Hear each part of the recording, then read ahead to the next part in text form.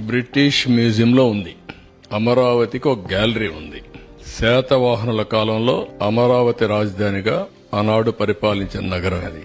Exact గా ఇన్ని దశాబ్దాల తర్వాత మళ్లీ అమరావతి పేరు రావడం అది కోఇన్సిడెన్స్ కావచ్చు గాని ఓసారి చరిత్ర. దీంట్లో చాలా సెంటిమెంట్ కూడా ఉంది. రాష్ట్రం విభజన జరుగుతుందని ఎవరు ఊహించలేదు. మళ్లీ ఇక్కడ రాజధాని పెడతామని ఊహించలేదు. మళ్లీ శాతవాహనుల కాలం నాటి అమరావతి పేరు నేను మొన్న కూడా చెప్పాను. నేను ఆ రాజధాని పేరు పెట్టాలనుకున్నప్పుడు రామోజీరావు గారు ఒక రీసెర్చ్ చేసి ఆయనకు ఈ రాష్ట్రం మీద ఉండే ప్రేమతో నాకు ఒక నోట్ పంపించాడు. మీరు ఏ పేరంటే ఆ పేరు పెడతారేమో మీరు ఆలోచించండి.